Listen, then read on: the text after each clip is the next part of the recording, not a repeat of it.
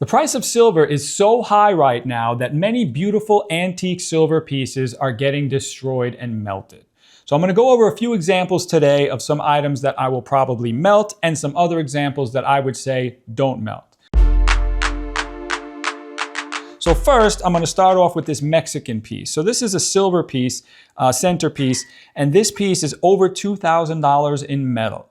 So unfortunately, it's so heavy, it's the piece that I would probably melt.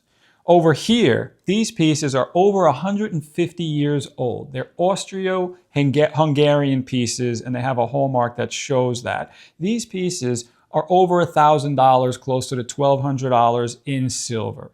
So these pieces, unfortunately, will likely get melted because I don't have customers pay higher than that. This is Tiffany silver. Now, this piece here has initials on it, which definitely isn't the greatest thing. Even though it's Tiffany, this is borderline. It might get melted into this. And funny enough, it's very close to the equivalent. This is about 11 ounces and this is 10 ounces. So it's about the same thing, close to $700 in today's market.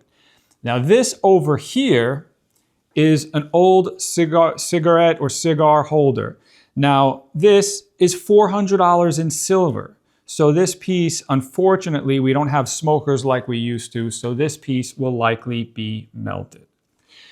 Over here, and this is the toughest one and kind of the borderline one, this is another Tiffany silver piece. These are Tiffany silver flatware set. This is one place setting, but this is a service for 12. So a service for 12 is very close to $6,000 in today's market, possibly more in just metal. So because of the initial here, which definitely again is not a good thing unless you have someone with a D, this piece or this set will likely be melted as well.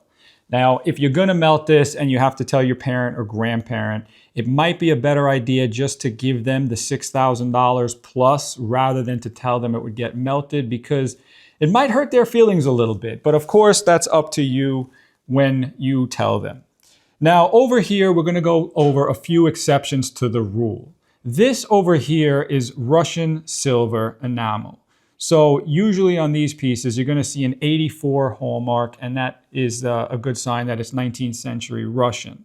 So this piece is only a little bit of metal value. So a piece like this, 0.66, so it's a little bit more than half an ounce. So it's about $45 in silver, and it's probably worth a few hundred. So this is a piece that you could probably sell and get some good money. I would not melt that.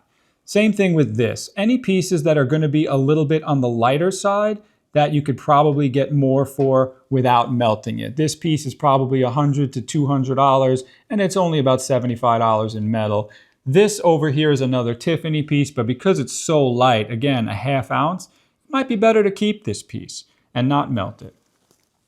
Now, because of a lot of the market right now, almost everything heavy gets melted. The exception is if you have a huge centerpiece, maybe double or triple the size of this, there is a market for it and there is premiums for it because there are people who want to go really big. So those people will like those things and you get a premium for that. Other things might be something with a big name like Buccellati or possibly George Jensen. But even with those pieces, they're going less ornate and more modern. So keep that in mind.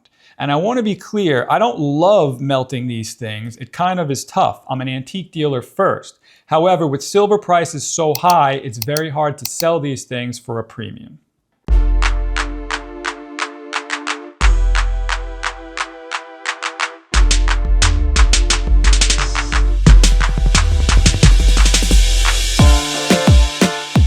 Please subscribe so you don't miss any future videos.